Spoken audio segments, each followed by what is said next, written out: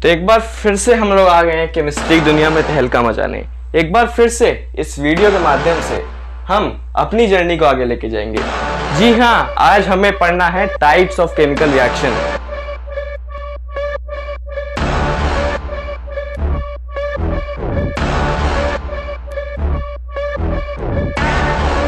Types of chemical reaction इस chapter का बिल्कुल डीप वाला पार्ट है। देखिए, हमने चैप्टर की शुरुआत करी केमिकल रिएक्शन के बेसिक जानने के बाद। उसके बाद हमने केमिकल इक्वेशन पढ़ा, उसको बैलेंस करना सीखा। लेकिन आज का जो टॉपिक है, कॉपी पेन निकाल लीजिए एंड मेरे साथ नोट्स बनाते रहिए। आज हम पढ़ने वाले हैं types of chemical reaction. 5 types की केमिकल रिएक्शन होती है, आप सभी को पता है। लेकिन उनमें से आज हम सिर्फ 4 टाइप्स जानेंगे। ऑक्सीडेशन एंड रिडक्शन रिएक्शन, जो लास्ट रिएक्शन होती है, उसको मैं और डिटेल में समझाऊंगा आप लोगों को नेक्स्ट वीडियो में। तो इस लेक्चर में हमें 4 टाइप्स की केमिकल इक्वेशन, केमिकल रिएक्शंस पढ़नी है। बहुत मजा आने वाला है एंड कुछ और बातें मुझे आपसे करनी है कि आप फिजिक्स की भी वीडियो पैरेलली केमिस्ट्री के साथ आने लगेगी, तो आप लोगों को अपनी स्पीड और बढ़ानी होगी। मैथ्स की सीरीज में मैं बहुत जल्द स्टार्ट करने वाला हूँ। इंपॉर्टेंट क्वेश्चन की जो सीरीज मैंने आप लोगों से इंट्रोडक्शन वीडियो में बताई थी, वो भी आने वाली है। तो बहुत मजे आने वाले हैं, साथ में मिलकर पढ़ाई करेंगे। तो आज टाइप्स ऑफ केमिकल रिएक्शन पढ़ना है। शुरू करने से पहले एक मोटिवेशनल लाइन अगर आपने सुनी होगी, वो लाइन कहती है कि लहरों से डरकर नौका पार नहीं होती और कोशिश करने वालों की कभी हार नहीं होती। तो मैं कहना क्या चाह रहा हूं यहाँ पे, देखिए, मैं आपको सारे कंसेप्ट्स, सारे टॉपिक के सारे कंसेप्ट डीप में पढ़ाने की कोशिश करूंगा एंड आप लोग मेरे साथ उसे समझने की कोशिश करिए। ये अगर बैलेंस हम दोनों के बीच में बना रहा तो केमिस्ट्री की दुनिया में हम सच्ची में तहलका मचा देंगे। अच्छे से अच्छे नंबर आपको अपने क्लास 10 सीबीएसई बोर्ड में मिलेंगे। तो बने रहें। आज शुरुआत करेंगे उस हॉट्स के होमवर्क क्वेश्चन के साथ, फिर टाइप्स ऑफ केमिकल रिएक्शन को आगे लेके जाएंगे। तो मैं आज बहुत जोश में हूँ, आप लोग भी अपना जोश दिखाएं, अच्छे से पढ़ाई करें, कॉपी पेन निकाल के। शुरू करते हैं ये हॉट्स का क्वेश्चन, उसे भी सॉल्व करेंगे and types of chemical reaction भी सीखेंगे। तो बने रहें AEA यानी अनुराग एजुकेशनल एकेडमी के साथ भी बने रहे, मेरे साथ भी बने रहे। ये है वो question, a metal X forms a salt XSO4। ये क्वेश्चन मैंने आपको होमवर्क में दिया था। इसको अगर आपने एक बार ट्राई करा होगा, मैंने हिंट भी दिया था, अगर आपको मेटल X मिल जाए यहाँ से तो आप ये क्वेश्चन को उड़ा ले जाएंगे, आराम से सॉल्व कर लेंगे। तो देखिए, मेटल X यहाँ पे क्या है। मेटल X की मैंने आपको हिंट दी थी। मेटल X में यहाँ लिख देता हूँ एक बॉक्स में। मेटल X की मैंने आपको क्या हिंट दी थी, मैंने कहा था आपसे कि एक मेटल X जो है ना, वो इलेक्ट्रिकल वायर बनाने में यूज होता है। क्या बनाने में? Electrical wire. अब इससे आपको सोचेंगे, अरे मेटल, ऐसे तो बहुत मेटल है जो इलेक्ट्रिकल वायर यूज होते हैं। सिल्वर हो गया, एल्यूमिनियम हो गया, कॉपर हो गया, बहुत ऐसे मेटल्स हैं, सिल्वर हो गया, ये सब गोल्ड हो गया, ये सब अच्छे कंडक्टर हैं, बहुत ज़्यादा यूज होते हैं इलेक्ट्रिकल वायर में। इससे तो आप पता नहीं चलेगा कि एक्स क्या है। तो मैंने एक और आपको हिंट दिया था, जो एक्स है वो अलॉय बनाने में यूज होता है, ब्रास का। किसका? ब्रास का। यहां से काफी बच्चों ने, जो पढ़ाई अच्छे से करते हैं, जो केमिस्ट्री डीप में जाके पढ़ते हैं, वो यहां से एक्स का पता लगा लेंगे। तो यहां से एक्स हमें मिलेगा अलॉय ऑफ ब्रास, और इलेक्ट्रिकल वायर में जो यूज होता है उस मेटल का नाम है, जी हाँ ध्यान से सुनिए, कॉपर। कॉपर का सिंबल Cu। तो कॉपर वो मेटल है, वो मेटल एक्स जो इस क्वेश्चन में हमसे पूछा गया था। अब देखिए आगे क्या कह रहा है। कॉपर हमें पता चल गया, फॉर्म्स अ सॉल्ट XSO4। अब XSO4 मतलब, मैं इसको मिटा देता हूं, यहां पे हम लिखेंगे XSO4 का मतलब क्या है। देखिए, पहला पार्ट हमसे कह रहा था स्टेप बाय स्टेप क्वेश्चन को करेंगे तो ऐसे क्वेश्चंस आराम से आपसे हो जाएंगे, और यही क्वेश्चंस बोर्ड में आते हैं। तो बने रहे मेरे साथ, ऐसे और भी क्वेश्चन हम करेंगे। जब ये चैप्टर खत्म हो जाएगा तो अलग से क्वेश्चन सॉल्विंग की वीडियो भी आएगी, जिसमें सारे कंसेप्ट मिला के बहुत अच्छे अच्छे चुने चुने वैरायटी ऑफ क्वेश्चंस उस वीडियो में होंगे। फिलहाल हम बात करते हैं इस क्वेश्चन की। देखिए, मेटल एक्स हमें पता चल गया, और पहला पार्ट यही पूछ रहा है, what do you think metal x could be. तो इसका आंसर सिंपल हो जाएगा, कॉपर। आई होप आप सबने भी जब इसे ट्राई करा होगा तो आपका भी कॉपर निकला होगा। आगे बढ़ते हैं। Right the name, formula and colour of salt XSO4। अब देखिए, XSO4 मतलब X की जगह अगर Cu लग दें तो ये सॉल्ट क्या बन जाएगी? CuSO4। तो इसका फॉर्मूला हमें पता चल गया। इसका नेम पूछा था, इसका नेम है कॉपर सल्फेट। आप सभी लोग इसको जानते होंगे, काफ़ी रिएक्शन में हमने इसे यूज़ भी करा है। Copper sulphate. आगे बढ़ते हैं, आगे हमें कलर भी पूछा है। देखिए ये बात याद करने वाली है, कॉपर सल्फेट का कलर होता है ब्लू। क्या कलर होता है? ब्लू। तो इसका आंसर हो जाएगा ब्लू कलर। ये बहुत ही इंपॉर्टेंट बात है जो इस लेक्चर से आपको पता चल रही है कि कॉपर सल्फेट का जो कलर होता है रिएक्शन से पहले वो होता है ब्लू कलर। आगे बढ़ते हैं, ए पार्ट भी हो गया, बी पार्ट भी हो गया, देखते हैं सी पार्ट क्या कह रहा है। What is the blue precipitate Y? मतलब देखिए क्वेश्चन में क्या कह रहा है, जब ये XSO4 को मैंने सोडियम हाइड्रोक्साइड के साथ रिएक्ट करवाया, सोडियम हाइड्रोक्साइड के, तो एक ब्लू प्रेसिपिटेट वाई बना। प्रेसिपिटेट का मतलब पता है ना आप लोगों को, प्रोडक्ट के साइड में जो सॉलिड मिले, हम बात कर चुके हैं इसकी। प्रोडक्ट के साइड में जो सॉलिड मिला उसे प्रेसिपिटेट कहते हैं। अब वो पूछ रहा है वो प्रेसिपिटेट है क्या, तो मैं काम करता हूँ, पहले डी को सॉल्व करता हूँ। एक बार हम केमिकल इक्वेशन लिख लेते हैं, उसके बाद पता चल जाएगा कि ब्लू प्रेसिपिटेट क्या है। तो इस सबको मैं मिटाता हूँ, फिर सी और डी पार्ट को साथ में करेंगे। याद रखिएगा, सी में हमें जानना है प्रेसिपिटेट क्या है, और डी में केमिकल इक्वेशन लिखनी है और फिजिकल स्टेट्स भी लिखने हैं। चलते हैं सॉल्व करते हैं अपने डी यानी आखिरी पार्ट को। जो हमारा सी और डी पार्ट है बहुत सिंपल है, और ये क्वेश्चंस बहुत अच्छे होते हैं, ऐसे टाइप के बहुत क्वेश्चंस है मेरे पास, तो बने रहिए। ये सब क्वेश्चन मैं आपको सॉल्व करवाऊंगा।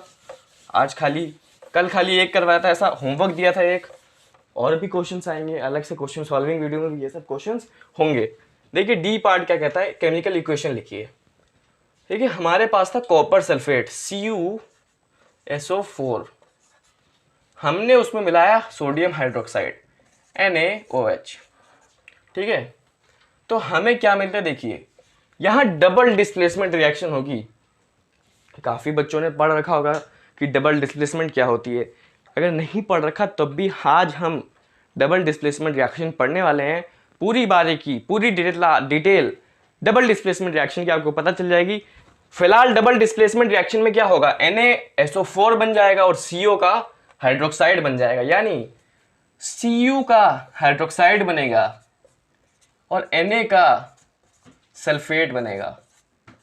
ये रिएक्शन होगी। एंड अब यहाँ से पता लगाना इजी है, जो बच्चे केमिस्ट्री को डीप में पढ़ते हैं उनको पता है COOH होल ट्वाइस एक सॉलिड होता है। सॉलिड का मतलब ये एक प्रेसिपिटेट है, यानी ये क्या है, एक प्रेसिपिटेट। यही प्रेसिपिटेट तो हमसे पूछ रहा था।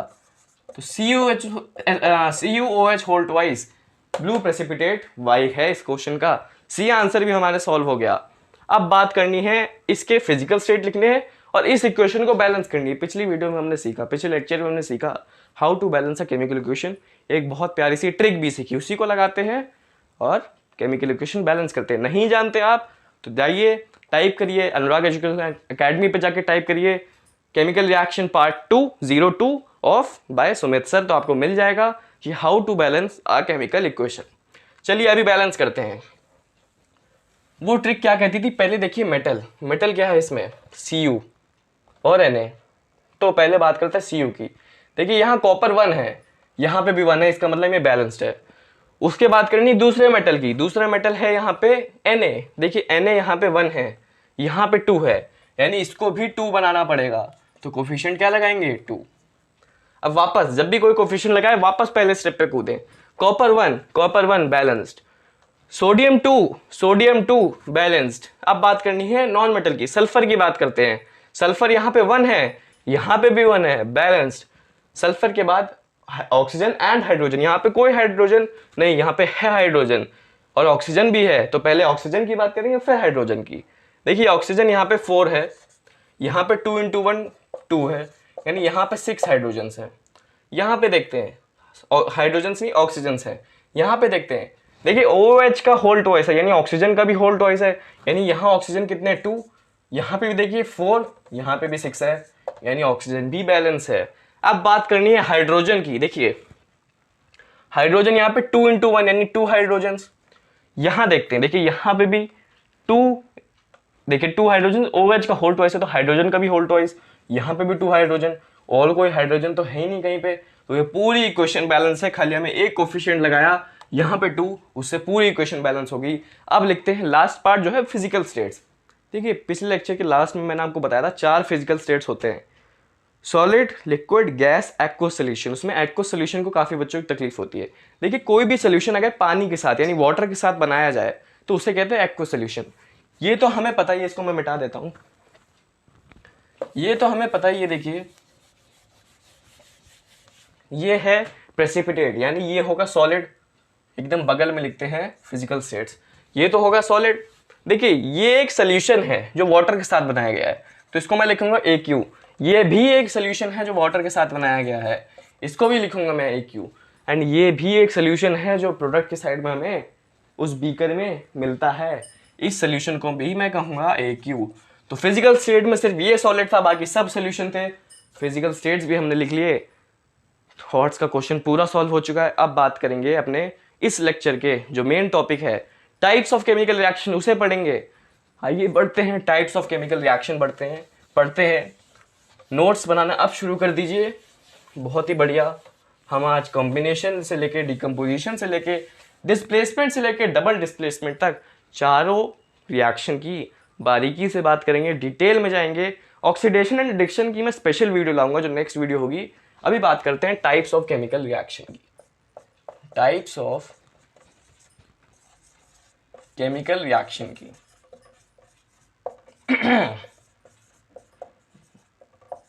देखिए 5 टाइप्स की केमिकल रिएक्शन होती है।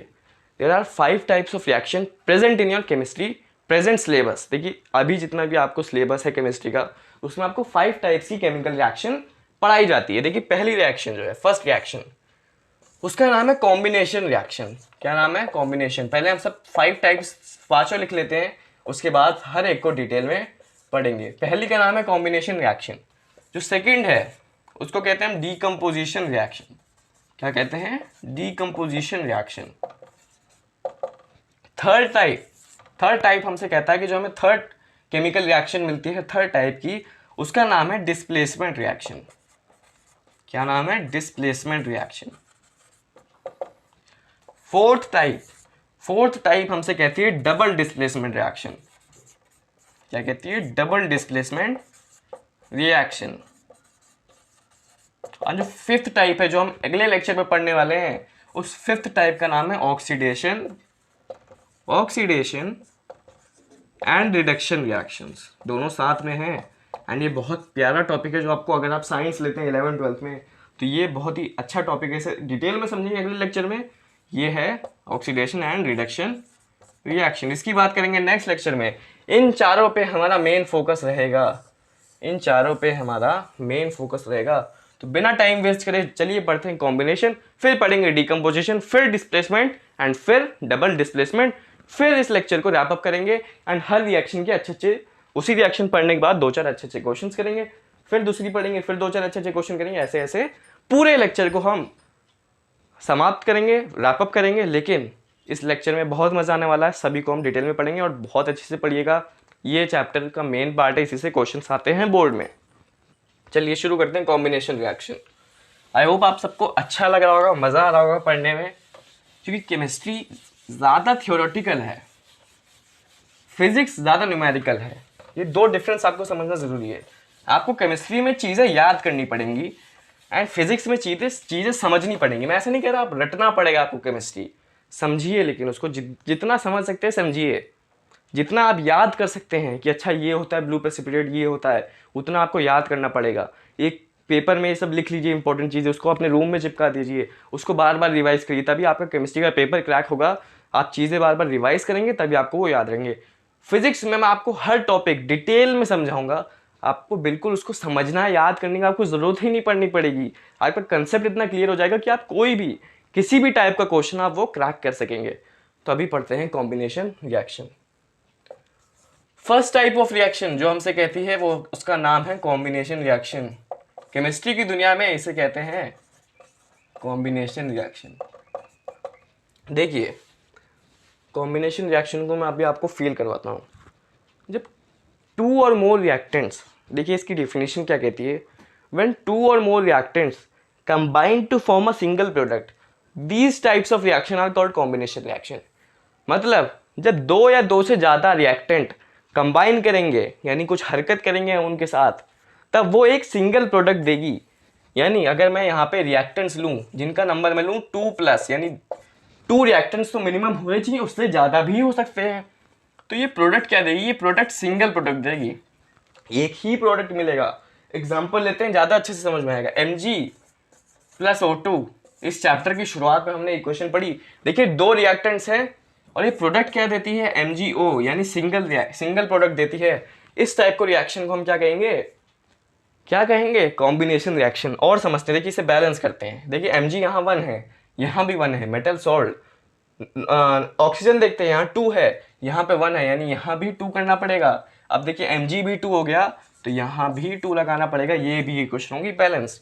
एक और इक्वेशन देखते हैं, देखिए हाइड्रोजन प्लस ऑक्सीजन को जब हम मिक्स करते हैं तो हमें वाटर मिलता है, पानी, जल, H2O। देखिए 2 या 2 से ज़्यादा 2 रिएक्टेंट्स हैं, सिंगल प्रोडक्ट है, यानी कॉम्बिनेशन रिएक्शन है। देखिए अब इसे बैलेंस करते हैं। हाइड्रोजन 2 है, हाइड्रोजन 2 है, ऑक्सीजन 2 है, ऑक्सीजन यहाँ सिर्फ 1 है, यानी ऑक्सीजन को यहाँ 2 करने के लिए कोफिशिएंट 2 लगाएंगे।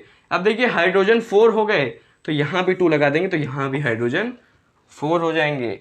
ये हैं कॉम्बिनेशन टाइप्स। कॉम्बिनेशन रिएक्शन की काफ़ी टाइप। कॉम्बिनेशन रिएक्शन समझ में आया आपको? अब बहुत ही ज़्यादा इसके एप्लीकेशन के बारे में बात करते हैं और अच्छे अच्छे क्वेश्चंस करते हैं तो आपको ज़्यादा क्लियर होगा। देखिए एक और मैं अगर आपको क्वेश्चन दूं, आप इसे सॉल्व करें, तो चलिए एक और एग्जांपल करते हैं कॉम्बिनेशन रिएक्शन के ऊपर। मैं आपको एक इक्वेशन दूंगा वर्ड इक्वेशन के फॉर्म में, उसको हम कन्वर्ट करेंगे केमिकल इक्वेशन में, देखेंगे बैलेंस करने की कोशिश करेंगे उसे। देखिए इक्वेशन जो है वर्ड इक्वेशन वो कहती है कि कैल्शियम ऑक्साइड reacts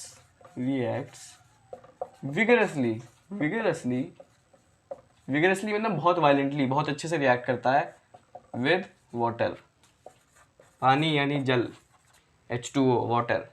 देखिए रिएक्ट करने के बाद टू फॉर्म, यानी रिएक्शन के बाद क्या बनाता है वो भी क्वेश्चन में दिया है, ये बनाता है कैल्शियम हाइड्रोक्साइड। अब देखिए इस रिएक्शन को आप पॉज करके लिखें केमिकल इक्वेशन के फॉर्म में एंड उसे बैलेंस करें। फिर इसके ऊपर एक एप्लीकेशन का पार्ट भी है, बहुत ही डेली लाइफ में भी यूज होता है, उसे भी मैं समझाऊंगा। तो पॉज करके पहले इसे करें, मैं जा रहा हूं इसे करने सॉल्व। देखिए कैल्शियम ऑक्साइड CaO, सबको पता है फॉर्मूला, बोल रहा है कि वाटर से H2O से यानी जल यानी पानी से ये कर रहा है रिएक्ट।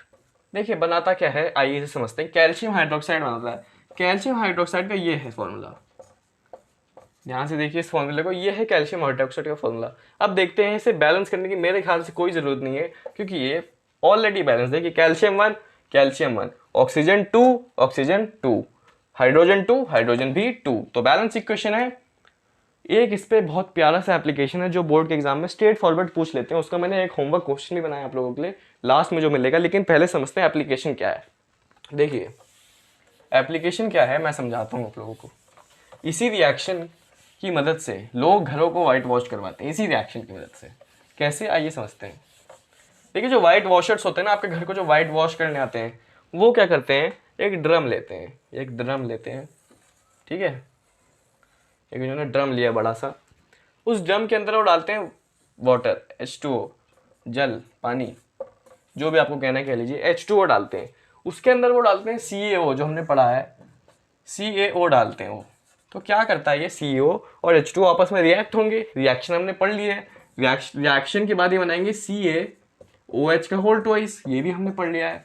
अब इसी CaOH के होल ट्वाइस यानी कैल्शियम हाइड्रोक्साइड को व्हाइट वॉशर्स ब्रश पे लगा के, ब्रश से वॉल्स पे लगाते हैं, यानी जो हमारी वॉल्स व्हाइट वॉश होती है ना, यानी वॉल्स पे क्या लगाते हैं, कैल्शियम हाइड्रोक्साइड लगाते हैं। अब देखिए व्हाइट वॉशर्स ने कैल्शियम हाइड्रोक्साइड लगा दिया दीवारों पे, वॉल्स पे, वाइट वॉश हो गई वॉल्स, जो भी आपकी दीवारें घर की। अब देखिए घर के अंदर एयर होगी, एयर यानी हवा हो गया आपके घर के अंदर। हवा के अंदर, एयर के अंदर बहुत एलिमेंट्स होते हैं, hydrogen, nitrogen, oxygen, carbon dioxide, बहुत अंदर थोड़ी थोड़ी मात्रा में, थोड़ी अमाउंट में प्रेजेंट होते हैं। अब देखिए जो बात समझने वाली है यहाँ पे, देखिए जो कैल्शियम हाइड्रोक्साइड होगा ना, CaOH का होल ट्वाइस, ये क्या करेगा, जो हवा के अंदर कार्बन डाइऑक्साइड होगा ना, CaO2, इससे धीरे धीरे रिएक्ट करेगा। मतलब 1-2 दिन में आराम से ये CO2 से यानी कार्बन डाइऑक्साइड जो हवा में प्रेजेंट है आपके घर के अंदर, उससे ये जो कैल्शियम हाइड्रोक्साइड जो आपकी दीवारों पे लगा हुआ है, वाइट वॉशर्स वाइट वॉश करके चले गए, वो रिएक्ट करेगा और क्या बनाएगा, देखिए क्या बनाएगा, CaCO3 बनाएगा plus water as a residue बनाएगा। क्या बनाएगा, वाटर एज अ रेसिड्यू। ये इक्वेशन बनेगी।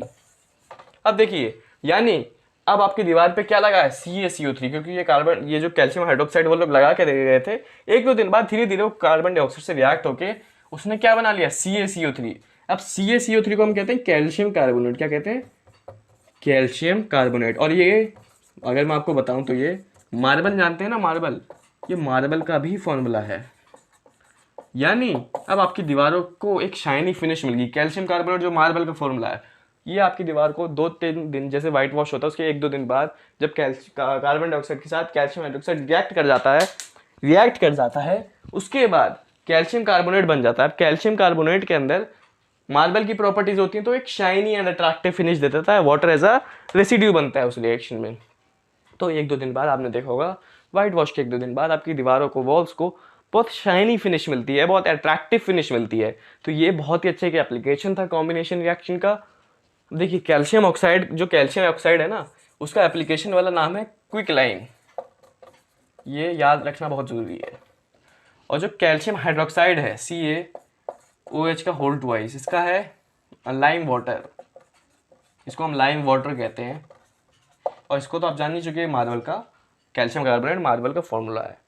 तो ये एक बहुत अच्छा एप्लीकेशन। मैं एक और क्वेश्चन लाता हूँ, इस एप्लीकेशन को हम एक क्वेश्चन के द्वारा लास्ट में होमवर्क क्वेश्चन आप लोगों के लिए उसको सॉल्व करिएगा। बहुत 2 होमवर्क क्वेश्चन मैं आपके लिए लाया हूँ जो वीडियो के लास्ट में होंगे। तो चलिए अब दूसरा मैं क्वेश्चन लाता हूँ, उस दूसरे क्वेश्चन को सॉल्व करते हैं। तो बहुत अच्छा है, वो भी कॉम्बिनेशन रिएक्शन का एक और क्वेश्चन करेंगे, उसके बाद चलेंगे डीकम्पोजिशन रिएक्शन पे। तो let's start and let's do the next question. मैं स्क्रीन पे लाता हूँ क्वेश्चन, मैं स्क्रीन पे लिखने जा रहा हूँ, उसे आपको खुद सॉल्व करना है। क्वेश्चन क्या कहता है, क्वेश्चन हमसे कहता है कि when sulphur dioxide reacts with oxygen,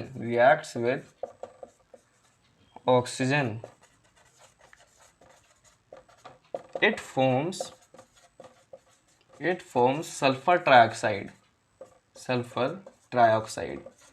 ये आप इक्वेशन खुद लिखें, आपको पता ही चल रहा होगा, 2 हैं यहाँ पे रिएक्टेंट्स और एक प्रोडक्ट है, तो कॉम्बिनेशन रिएक्शन है। इसको आप खुद सॉल्व करें पॉज करके, मैं ऐसे करने जा रहा हूँ सॉल्व।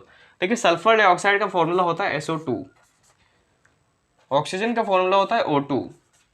ये जब रिएक्ट करेंगे तो बनाएंगे सल्फर ट्राइऑक्साइड मतलब 3 एटम्स हैं यहाँ पे, 3 एटम्स ऑफ ऑक्सीजन ट्राइऑक्साइड। अब इसे करना है बैलेंस। देखिए पहले बात करते हैं, यहाँ कोई मेटल नहीं है, सल्फर की बात करते हैं। देखिए सल्फर यहाँ पे 1 है, यहाँ पे भी 1 है, बैलेंस। ऑक्सीजन 2 + 2 4, यहाँ पे सिर्फ 3 है। तो यहाँ पे अगर मैं देखिए क्या बनाऊँ, 6 बना दूँ और यहाँ भी किसी तरह 6 बना दूँ तो ये सॉल्व हो जाएगा। देखिए 6 बनाने के लिए से हमें यहाँ पे 2 से मल्टीप्लाई करना पड़ेगा, 2 × 3 6 बन गया। अब देखिए फिर से कोफिशिएंट लगाया, फिर से सल्फर देखिए यहाँ 1 है, यहाँ 2 हो गया, तो यहाँ भी 2 लगाना पड़ेगा। फिर से देखिए सल्फर 2 सॉल्व। ऑक्सीजन देखिए, अब ऑक्सीजन यहाँ पे 4 + 2 6 हो गया, और यहाँ पे भी 2 × 3 6 हो गया, यानी इक्वेशन हो गई है बैलेंस्ड। अब बात करनी है हमें डीकम्पोजिशन रिएक्शन की। कॉम्बिनेशन रिएक्शन के आप ऐसे बहुत क्वेश्चन सॉल्व कर सकते हैं, आपके एनसीईआरटी की बुक में भी ऐसे क्वेश्चंस बहुत हैं।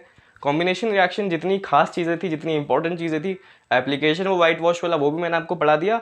अब बात करेंगे हम डीकम्पोजिशन रिएक्शन की। डीकम्पोजिशन रिएक्शन में हमें क्या समझना है, कॉम्बिनेशन में हमने समझा था कि रिएक्टेंट्स 2 होंगे, एक सिंगल प्रोडक्ट बनेगा। यहाँ जस्ट इसका उल्टा है, सिंगल रिएक्टेंट होगा और मोर देन 2 प्रोडक्ट्स बन सकते हैं। आइए इसे समझते हैं। देखिए सिंगल रिएक्टेंट्स यानी 1 के फॉर्म में होगा रिएक्टेंट, उसको सिंप्लीफाई करके हम 2 या 2 से ज़्यादा प्रोडक्ट बना सकते हैं, यानी जो प्रोडक्ट होगा वो 2+ होगा।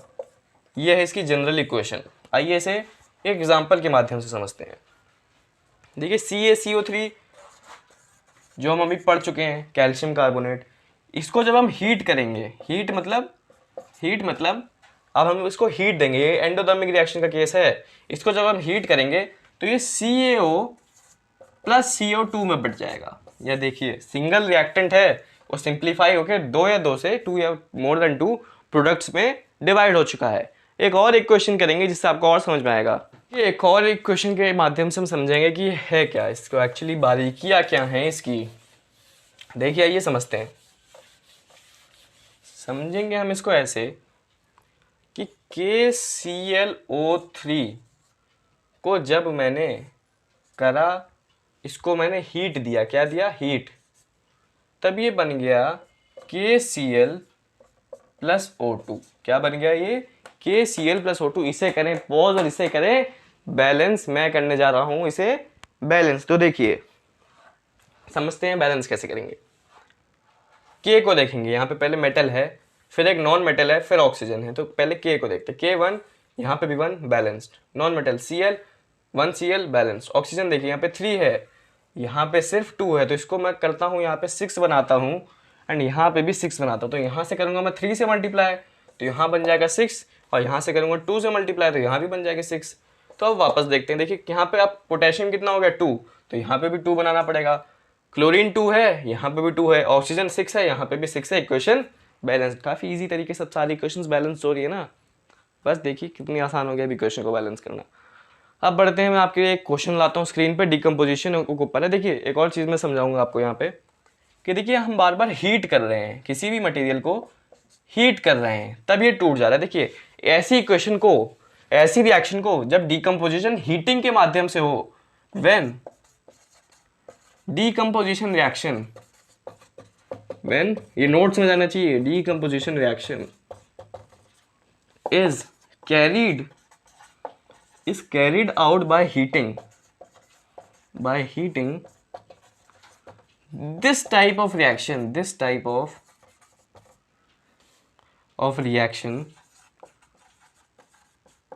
called thermal decomposition। क्या कहते हैं इस टाइप के रिएक्शन को, थर्मल डिकम्पोजिशन। थर्मल का मतलब है हीट करना किसी भी चीज को, हीटिंग से रिलेटेड होता है थर्मल वर्ड।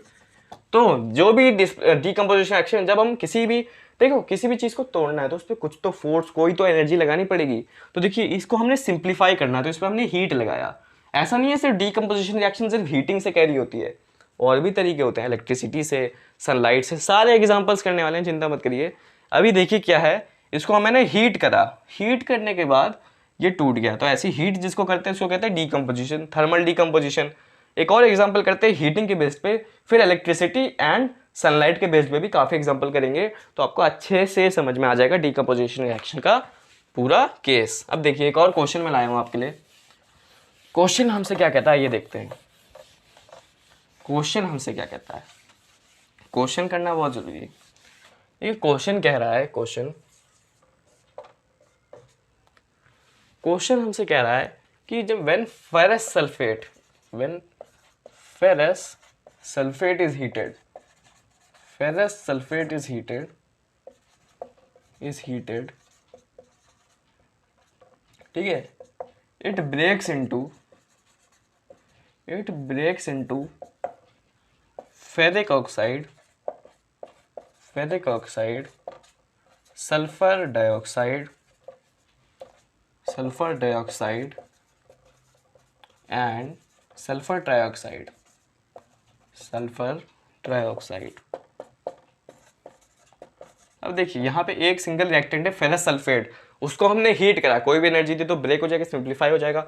सिंप्लीफाई होकर क्या बना, ferric oxide, sulphur dioxide, sulphur trioxide, यानी डीकम्पोजिशन रिएक्शन का केस है। इसमें दे क्या रखा है, देखिए सल्फर, फेरस सल्फेट का जिसको फॉर्मूला पता है वेल एंड गुड, जिनको नहीं पता ये होता है फेरस सल्फेट का फॉर्मूला। इन्होंने बोला ये बना, फेरिक ऑक्साइड का फॉर्मूला क्या होता है, Fe2O3, काफ़ी लोगों को पता होगा। देखिए सल्फर डाइऑक्साइड तो सबको पता है, SO2। अब देखिए सल्फर डाइऑक्साइड मतलब सल्फर ट्राइऑक्साइड मतलब 3 एटम्स ऑफ ऑक्सीजन, SO3। अब इसे करेंगे बैलेंस। इक्वेशन बहुत प्यारी बन चुकी है, तो इसे करेंगे बैलेंस। देखिए Fe, यहाँ पे जो मेटल है उसको देखते हैं, Fe1 Fe2, तो उसको बैलेंस करेंगे, यहाँ 2 लगाएंगे, ठीक है। देखिए Fe हो गया बैलेंस, और आगे बढ़ते हैं। अब नॉन मेटल को देखते हैं, सल्फर को देखेंगे। देखिए सल्फर यहाँ पे अब 2 हो चुका है, यहाँ पे देखिए 1 + 1 2, सल्फर भी बैलेंस है। ऑक्सीजन की बात करते हैं, देखिए ऑक्सीजन 4 × 2 8 है यहाँ पे।